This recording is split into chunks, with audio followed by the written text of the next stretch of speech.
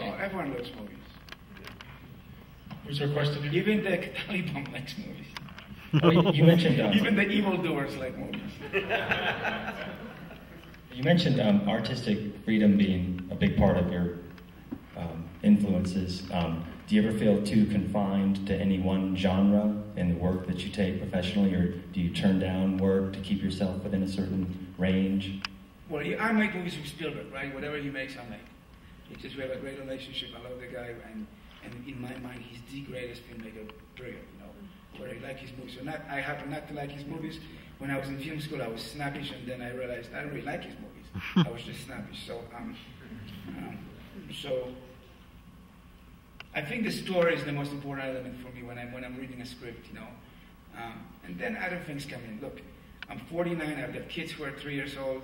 I've got nannies, babysitters, all that stuff that comes with it. Do I want to go to Africa to make a movie? No. I've got diseases. You know, what will the kids do there during the day? Why can't I get a nanny? So certain things become much more practical as you're getting older, right?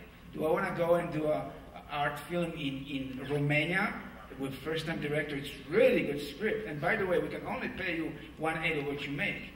But it's really good script. And the first-time director, and you read the script, fantastic. I'm not going, you know. So certain things are being decided for you by reality of life, you know. But yet the story is really, that's why I did Diving Bell and Butterfly, because the story was so amazing.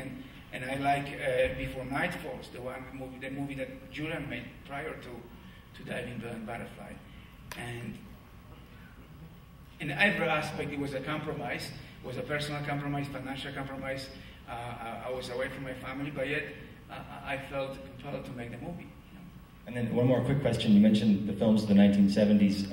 I was wondering how you came across those films in communist Poland. But again, we were allowed to see them because they were critical of capitalism. All those movies were critical of the American society. You know? So you were never able to walk into a theater in Warsaw and see Vanishing Point? No, actually, I saw Vanishing Point, of course. I saw Vanishing Point in Poland. And also I saw Saturday Night Live. Look at those Americans. They all look like homosexuals. They're dancing in the school. Look at that country. Well, you know, it was, again, negative portrayal of America, you know. So. Thank you.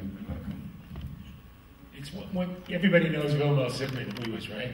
There's going to be a documentary about him.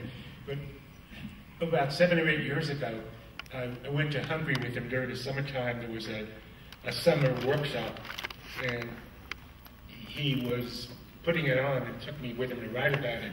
And we were walking down the streets in Budapest, and people were stopping him and coming up with video cassettes that they had of movies that he shot. Well, you know, he was in the United States, and they were behind the Iron Curtain, and somehow or other they got into the country, and he was like a symbol to them. Like you could get away, you know, and look at the life he was leading, and look at the movies. He almost is a Britney Spears in Hungary. Vilmos Zsigmond is a Britney Spears in Hungary. He's very famous, very popular. I have a question. It's a small country, 8 million people.